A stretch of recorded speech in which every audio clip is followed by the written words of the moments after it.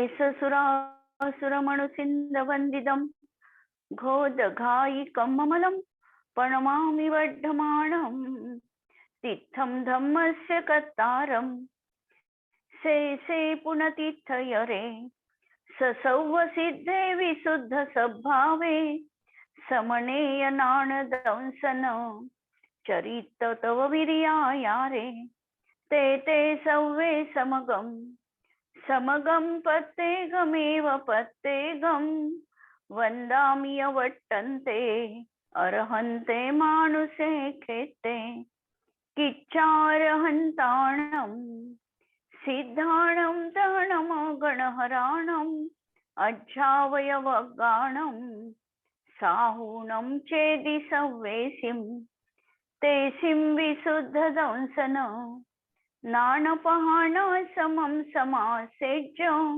उवसंपयामि समं जतो निर्वाण संपत्ती. स्वाध्याय कक्ष संपेपर्यंत आपणा सर्वांना चतुर्विध आहाराचा त्याग असणार आहे. अंतिम शासन नायक 1008 भगवान महावीर स्वामी की जय. द्वादशांग श्रुत देवी की जय. प्रवचन सार ग्रंथ आपण बघतो आहे आणि 197 गाथांपर्यंत आपण पोहोचलेलो आहे. आणि मागच्या गाथेमध्ये आपण विवरण बघितलं की जे आता अरहंत परमेष्ठी आहे त्यांनी घातीय कर्मांचा नाश केलेला आहे, त्यामुळे त्यांना केवल ज्ञानाची प्राप्ती झालेली आहे. सर्व पदार्थांचं ज्ञान ते युगपत करण्यास समर्थ आहे. त्यांच्यासाठी ईप्सित, जिज्ञासित आणि संदिग्ध असा कोणताही पदार्थ आता उरलेला नाही. तरी देखील त्यांच्या जीवनात आता ते ध्यान कशाचं करत असतील असा प्रश्न उपस्थित केलेला होता. आणि त्या अनुषंगाने आपण प्रश्नाचं स्पष्टीकरण बघितलेलं होतं. आता आपण उत्तराकडे वळू. या आचार्य काय सांगतात यावर. गाथा नंबर 198. सौवाबाध विजुत्तो सम्मत्त सौवख सौख नानठ्ठो भूदो अख्खातीदो जाधी अनखो परम सौखम. सौवाबाध विजुत्तो सम्मत्त सौवख सौख नानठ्ठो भूदो अख्खातीतो जादी अनखो परम सौखम.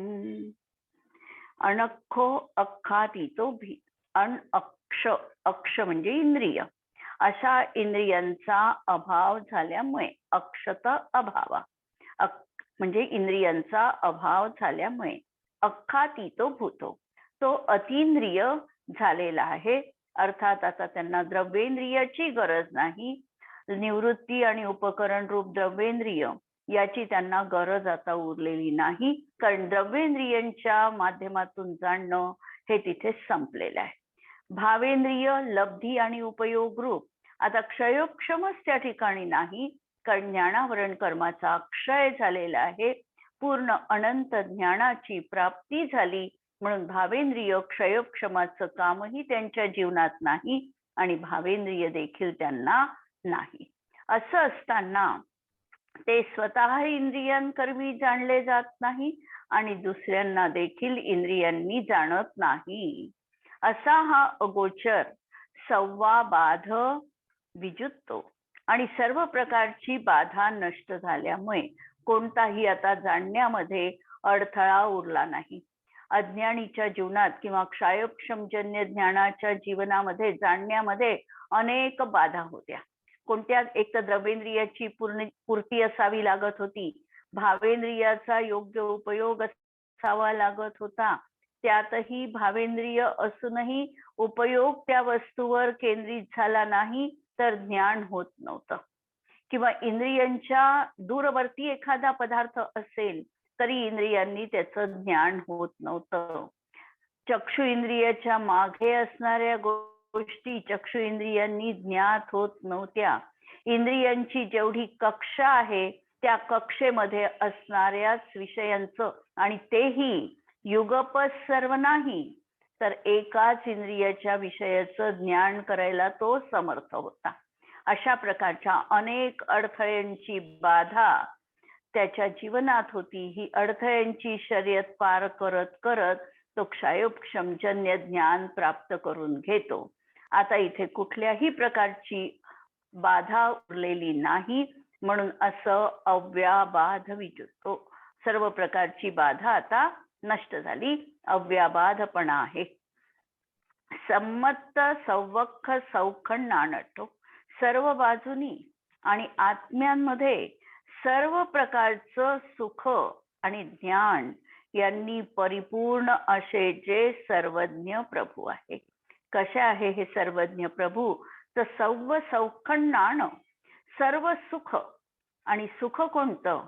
तर इंद्रियजन्य नाही, अक्षातीत सुख, अतींद्रिय सुख, अनुपम सुख, अव्याबाध सुख, अनंत सुख, असं सुख त्यांच्या जीवनात आता ते निरंतर निरंतर अनुभवत आहे.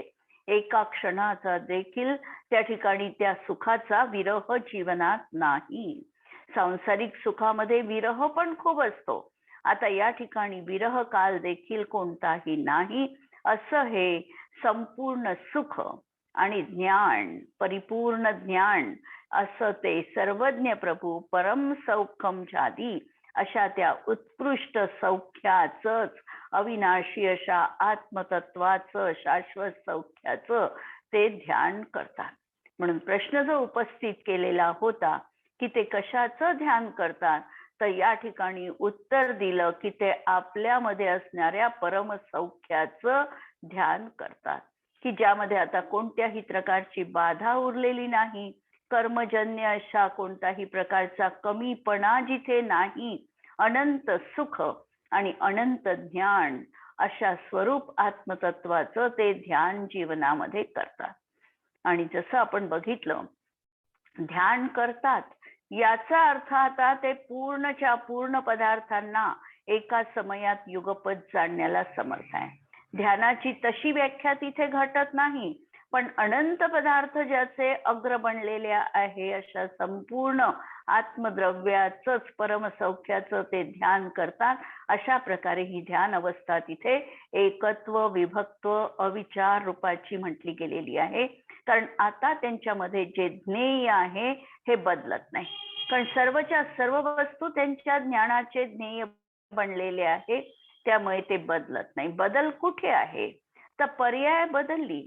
मागची पर्याय होती ती बदलली, ती भूतकाळात जमा झाली. वर्तमान पर्याय उत्पाद रूपाची आहे आणि त्या दृष्टीने प्रत्येक पदार्थ देखील उत्पन्न जो आहे वर्तमानकालीन आहे, त्याला वर्तमानकालीन रूपाला आणि त्याच्या आधीची पर्याय त्याला भूतकाळ रूपाने, अशा तऱ्हेने त्यांचं ज्ञान तिथे नित्य विद्यमान आहे.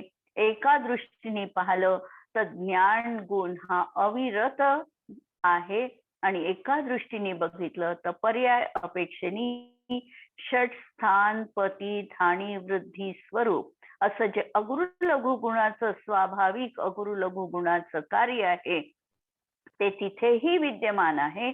आणि अशा प्रकारचा ज्ञान गुण त्यांचा पर्याय अपेक्षेने परिवर्तनशील आहे. टीका पहा. हा आत्मा ज्या क्षणी स्वाभाविक सुख आणि ज्ञान यांना प्रतिबंधक आयतनांचा तसेच असकल आत्म्यामध्ये सर्व प्रकारच्या सुख आणि ज्ञान यांना आयतन रूप असलेल्या इंद्रियांचा अभाव झाल्यामुळे स्वयं अतींद्रिय रूपाने वर्ततो. लक्षात घ्या वाक्य की वास्तविकतः हा आत्मा ज्या वेळेला आपल्या स्वाभाविक सुख आणि ज्ञानाला प्राप्त झालेला आहे. स्वाभाविक सुख कोणतं?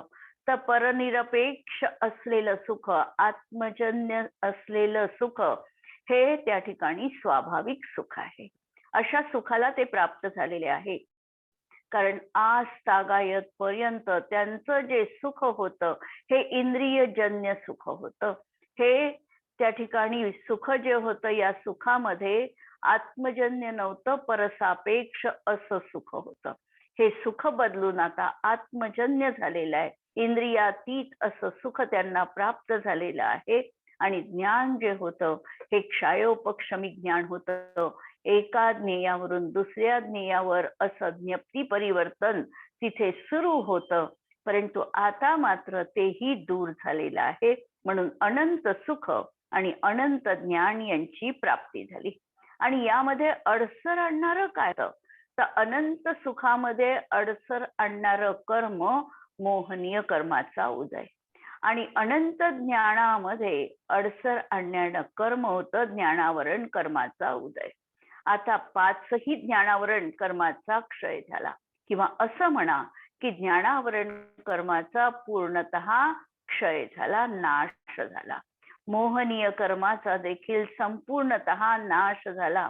म्हणून त्यामध्ये बाधा प्रतिबंध करणारं आयतन आता शिल्लक राहिलेलं नाही.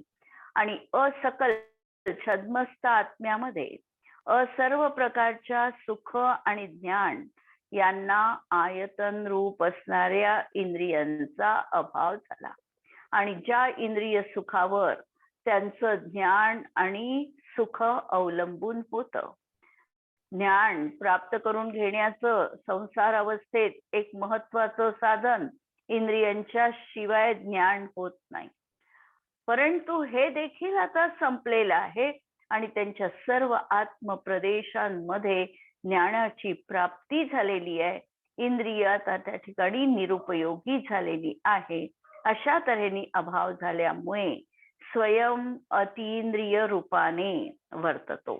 आता अतींद्रिय सुख आणि अतींद्रिय ज्ञान जे पहिल्यांदाही त्यांनी विश्लेषण केलं होतं, ज्ञान तत्व अधिकारात आणि ज्ञेय तत्व अधिकारामध्ये आत्म्याचं स्वरूप सांगताना अशा तऱ्हेने त्याचं वर्ततो, याचा अर्थ तो विद्यमान आहे.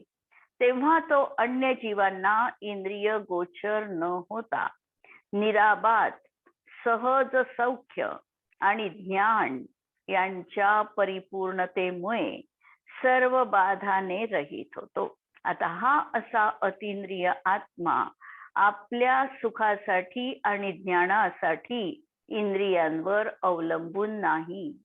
तसंच इंद्रियांच्या माध्यमातून देखील बाकीच्या जीवांना देखील आत्मतत्वाचं ज्ञान होऊ शकत नाही. म्हणून अन्य जीवांना इंद्रिय गोचर तो असत नाही. म्हणून निराबाध सहज सौख्य आणि ज्ञान यांची परिपूर्णता जीवनात विद्यमान आहे. आणि असं हे संपूर्ण ज्ञान आणि सौख्य यांनी परिपूर्ण असल्यामुळे सकल आत्म्याला समंततः सुख आणि ज्ञानाने समृद्ध होतो. अर्थात त्यांच्या जीवनात अनंत सुख आणि अनंत ज्ञान विद्यमान आहे.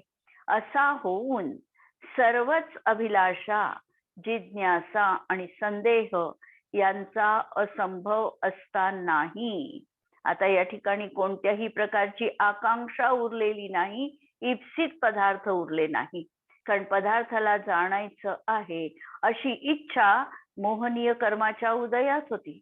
इच्छा, आकुलता मोहनीय कर्माच्या उदयात, आता मोहनीय कर्माचा उदयच नाही. त्यामुळे त्यांच्यासाठी अभिलाषा, आकांक्षा, इच्छा या काहीही राहिल्या नाही. नंतर जिज्ञासा होती, एकानंतर एक पदार्थाला जाणत होतो. क्षयोपक्षमी ज्ञान होतं म्हणून जिज्ञासा होती. आज हे जाणलं, उद्या ते जाणायचं आहे, अशा प्रकारची जिज्ञासा अंतरंगामध्ये होती. आता ज्ञानावरण कर्माचा देखील क्षय झाला, जिज्ञासा राहिली नाही. आणि संदेह हा देखील परपदार्थाविषयी जाणण्यास संदेह होता. ज्ञानाची ती एक त्रुटी होती, ज्ञानामधला तो एक दोष होता. ज्ञानच आता स्वच्छ विशद झाल्यामुळे संदेहाला जागा नाही. कारण परिपूर्ण प्रत्यक्ष विशद आत्मतत्वाच्या माध्यमातून सर्व पदार्थांना त्यांनी जाणलेलं आहे. त्यामुळे असंदिग्ध असं त्यांच्या जीवनात, संदिग्ध असं जीवनात उरलं नाही, सर्वच असंदिग्ध आहे. यांचा असंभव असतानाही अपूर्व अनाकुल स्वरूप परमसौख्याचे ध्यान करतो. यांचा तर अभाव आहे, पण अशा प्रकारे जे परमसौख्य, आत्मिक आनंद जो अतींद्रिय आहे, जो अनुपम आहे असा आनंद त्यांच्या जीवनात, परम सौख्य त्यांच्या जीवनात जे उपलब्ध झालेलं आहे त्यांचं ते निरंतर ध्यान करतात. म्हणजेच अनाकुलपणा बरोबर सहभावी अशा केवळ एकाग्र संचेतन रूप ध्यानाने सुस्थिर होतात. म्हणून अनाकुल स्वभावासोबत जे सहभावी आहे, नित्य विद्यमान असणार आहे असं एक आत्मतत्वाचं संचेतन, परमसौख्याचं संचेतन, या ध्यानामध्ये ते स्थिर राहतात. म्हणजे अनंत काळपर्यंत आता एक या आत्मतत्वाच्या ध्यानामध्येच ते लीन राहतात. ही स्वरूप स्थिरता म्हणजे सहज ज्ञानानंद स्वभावी सिद्धत्वाची सिद्धी आहे. अशा तऱ्हेची ही स्वरूप स्थिरता, आत्मलीनता, एकत्व, वितर्क, अविचार, धर्म, शुक्ल ध्यान हे त्यांच्या जीवनात आहे आणि सहज आनंदाची ते निरंतर अनुभूती जीवनात घेतात आहे.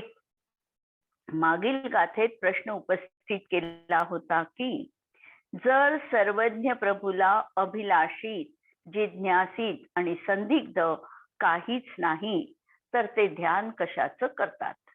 या प्रश्नाचं उत्तर आचार्यांनी असे दिले की सर्वज्ञ प्रभू स्वयं अतींद्रिय आणि दुसऱ्यांनाही इंद्रियाला अगोचर आहे. त्यांच्या ज्ञानादी सुखाच्या गुणांच्या घातात मोहादी कर्मांचा अडथळा दूर झाला आहे. त्यांना सुखाचे संवेदन आणि ज्ञानाची प्राप्ती सर्व प्रदेश द्वारा सर्व प्रकारे युगपत होते. त्यामुळे त्यांना अभिलषित, जिज्ञासी, संदिग्ध काही नाही. म्हणूनच ते परम उत्कृष्ट सुखाचेच ध्यान करतात, कारण ते सहज ज्ञानानंदमय निज स्वरूपाच्या आनंदामध्ये लवलीन आहेत. अशा तऱ्हेने ही गाथा आपण 198 उत्तरादाखल पाहिली.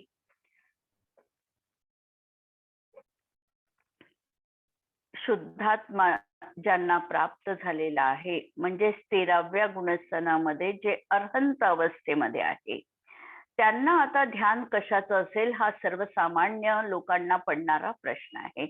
कारण आमच्या जीवनामध्ये आम्ही ध्यान जेव्हा करतो तेव्हा एखादी गोष्ट आम्हाला प्राप्त असत नाही किंवा आम्हाला काहीतरी जाणण्याची जिज्ञासा असते, इच्छा असते आणि कधी कधी आमच्या अंतरंगात संदेह असतो की काय खरं आहे नेमकं. आणि या प्रश्नांची उत्तरं सोडविण्यासाठी आम्ही मन एकाग्र करतो आणि ध्यान आम्हाला जीवनात दिसतं. आता प्रश्न असा आहे की अर्हंतांना तर केवळ ज्ञानाची प्राप्ती झालेली आहे, म्हणून यांना कशाचं आता ते ध्यान करतात हा यक्ष प्रश्न उपस्थित झालेला आहे. यावर आचार्य उत्तर देतात की त्यांना शुद्धात्म्याला प्राप्त संपूर्ण ज्ञानी शुद्ध परम सौख्याचं आता ध्यान करतात. सहज स्वाभाविक सुख आणि ज्ञान यात प्रतिबंधक असणारं आयतन म्हणजे इंद्रिय आहे आणि कर्म आहे. जोपर्यंत कर्म होतं तोपर्यंत पूर्ण ज्ञानाची प्राप्ती नव्हती. मग ते ज्ञानावरण कर्माचा उदय असेल किंवा मोहनीय कर्माचा उदय असेल, ज्ञानामध्ये अपूर्णता होती किंवा मोहनीय कर्माच्या उदयामध्ये वितरागता पूर्ण नव्हती. आता ही सगळी प्राप्त झालेली आहे, म्हणून अतिंद्रिय सुख प्राप्त झालं आणि इंद्रियजन्य ज्ञानावर आता अवलंबून राहावं लागत नाही.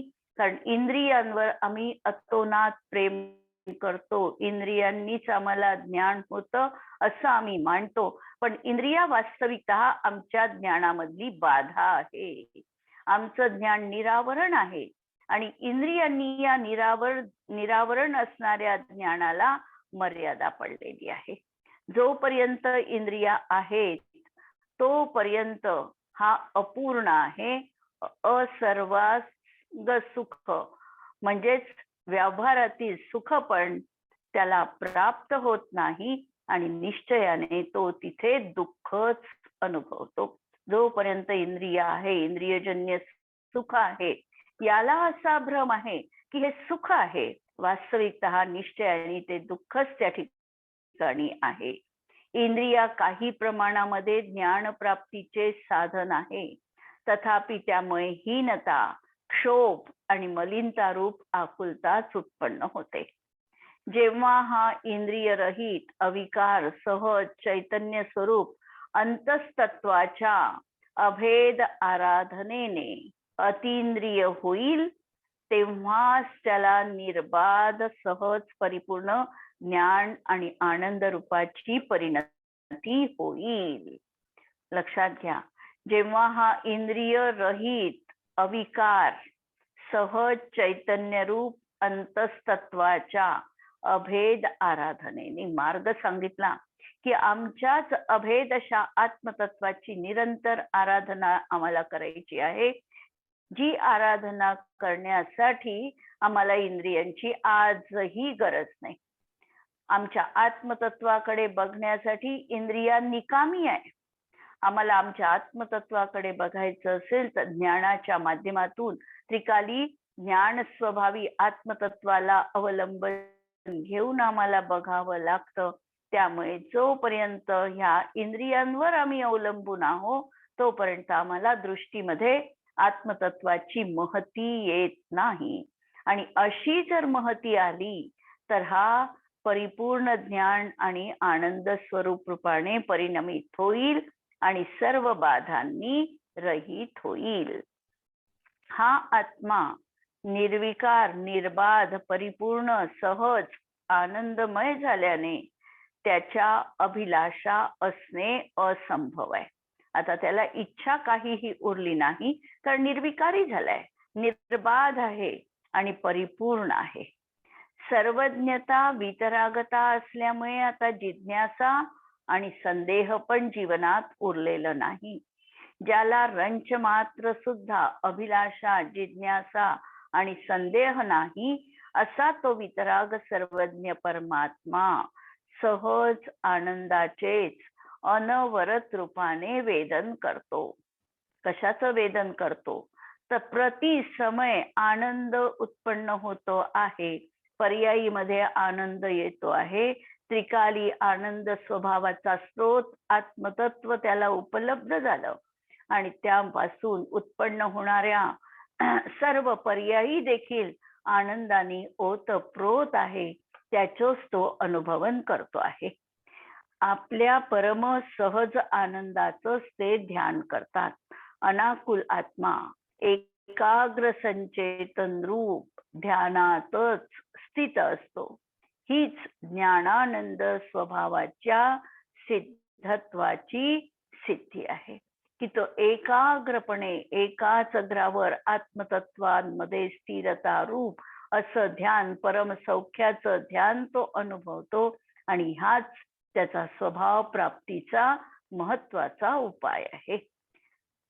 याविषयी कविवर वृंदावन लिहितात, ज्ञानावरणादी सर्व बाधा सो विमुक्त होय, पायो है अबाध निज आत्म धर्म है, ज्ञान सुख सर्वंग सब आत्मा के, जासो परिपूरित सो राजे अभरम है, इंद्रिय सो रहित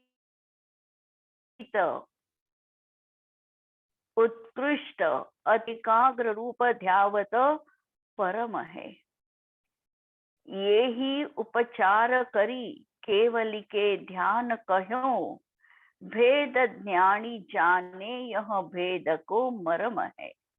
हे उपचाराने केवल ज्ञानीचं ध्यान म्हटल्या गेलं.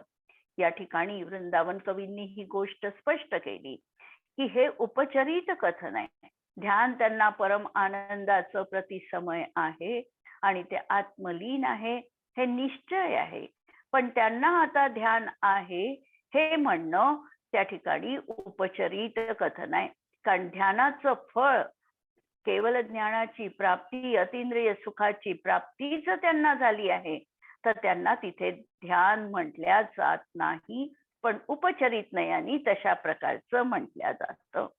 आणि अनइच्छक बाधारहित सदा एक रसधार यही ध्यान तिनको कहे, नय उपचार आधार. अनिच्छा सहित अशा प्रकारे एक रूप एकात्मतत्वाचं ध्यान त्यांच्या जीवनात आता असणार आहे. आणि या गाथेचा प्रयोग आपल्याला करायचा असेल तर परम सहज आनंद अनुभवण्यासाठी इंद्रिय आणि विकारांनी रहित सहज ज्ञान स्वरूप स्वतःला अनुभवणे. 13व्या गुणस्थानामध्ये जसा वितराग आत्मा विद्यमान आहे, जी वितराग दशा ही अरहंत प्रभूंची साक्षात आहे, तशीच दशा माझ्याही जीवनात आजही शुद्ध द्रव्यार्थिक नय अपेक्षेनी आहे. त्यांचीही पूर्वी अशीच माझ्यासारखीच दशा होती. म्हणून त्यांचा जो आज काही वर्तमान काल आहे, हा मला भविष्यामध्ये माझ्या उपलब्ध करायचा आहे. आज मी त्या अवस्थेला पोचलो नाही, पण ते भूतकालामध्ये माझ्याच सारखे होते.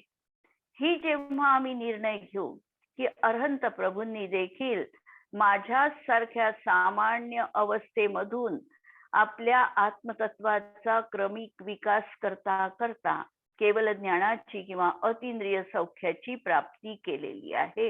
हा त्यांचा मार्ग त्यांनी खडतर असला तरी एक एक पद अनवरत रूपाने टाकत तो पूर्णत्वाला पोचलेले आहे.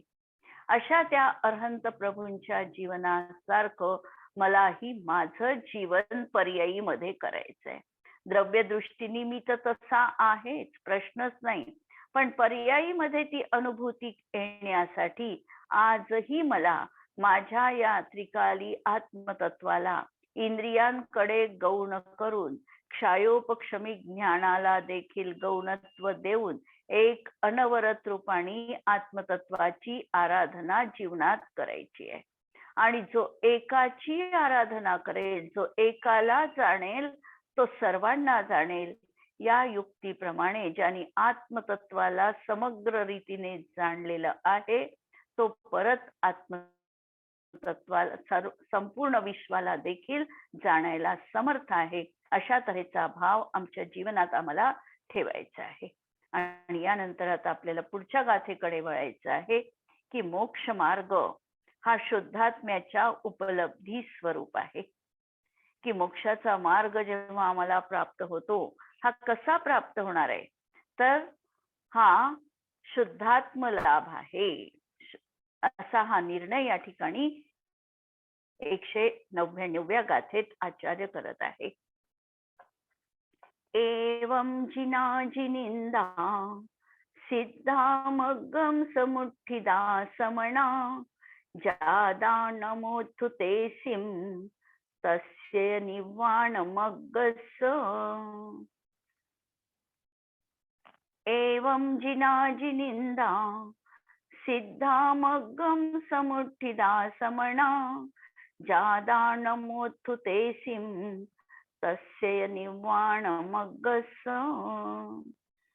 एवं जिना जिनिंदा समना, याप्रमाणे जिना म्हणजे जिन, नंतर जिनिंदा म्हणजे जिनेंद्र आणि श्रमण.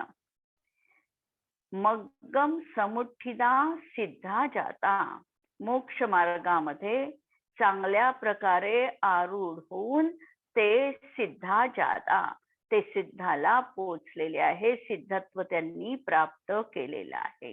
जिन याचा अर्थ ज्यांनी जिंकलेलं आहे, इंद्रियांनी ज्यांनी जिंकलं. हा जिन हा शब्द आपण 4थ्या गुणस्थानापासून देखील लावू शकतो किंवा प्रत्येकाच्या भूमिकेनुसार हे जिनत्व त्या ठिकाणी सांगू शकतो. या जिनांमध्ये जे इंद्र आहे ते जिनेंद्र, हा 13व्या गुणस्थानवरती असणाऱ्यांसाठी आम्ही शब्द लावू शकतो. आणि श्रमण जे 6व्या 7व्या गुणस्थानात मुनिपद धारण करतात ते श्रमण.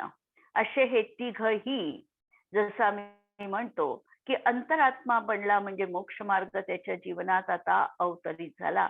बहिरात्मता हे यजानित जी अंतर आत्म हुजे. आणि अंतरात्मा कुठून? तर चौथ्या गुणस्थानापासून हा अंतरात्मा झाला. तर या चौथ्या गुणस्थानापासून तो मोक्ष मार्गामध्ये व्यवस्थितरित्या आता त्यांनी पदार्पण केलेलं आहे. चौथ्या गुणस्थानाची भूमिका, जर क्षयिक सम्यक्त्व त्याच्या जीवनात असेल तर अपरिवर्तनीय भाव तिथे आहे.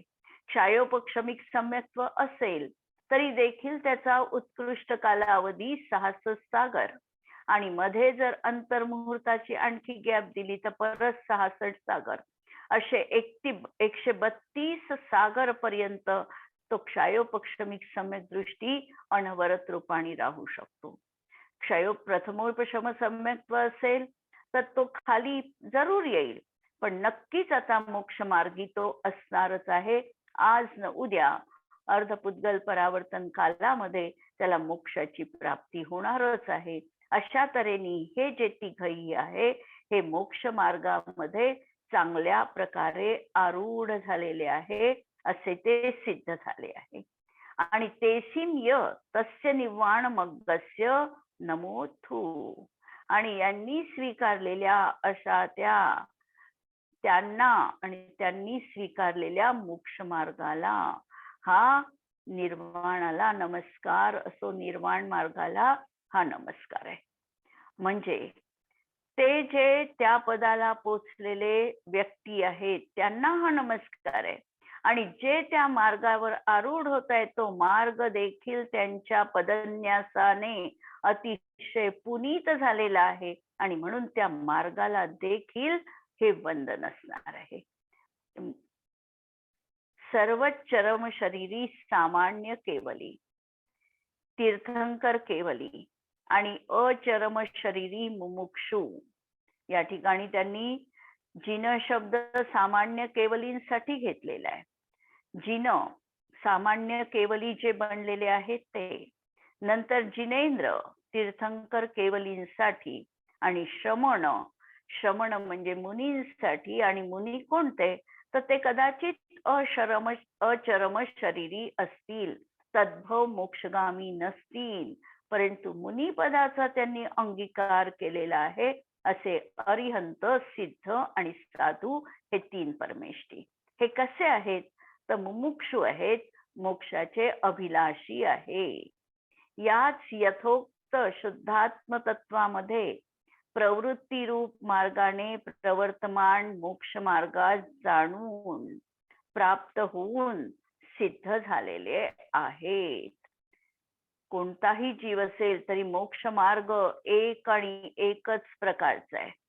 सम्यक दर्शन ज्ञान चारित्राणी मोक्ष मार्ग हो. एक वचन पद ठेवलं त्या ठिकाणी, कारण मार्ग एकच आहे. आणि कथम करताना दुविहंपी मोक्ष हेऊम झाणे पाऊ नदी जम मुनी नियमा. तिथे 2 प्रकारे मोक्ष मार्ग आहे असं जे कथन केल्या गेलं द्रव्य संग्रहामध्ये नेमिचंद्र सिद्धांती देवांनी, त्याचा आशय हा आहे की मोक्ष मार्ग तर हा एकच आहे, पण त्याचं कथन करताना मात्र व्यवहार कथन आणि निश्चय कथन अशा कथन पद्धती मात्र 2 असणार आहे. म्हणून 2 प्रकारचा मोक्ष मार्ग हा कुठेही आचार्यांना अभिप्रेत नाही. मोक्ष मार्ग एक आणि एकच आहे. अशाच मार्गाने प्रत्येक जीव हा मोक्षाला पोचणार आहे.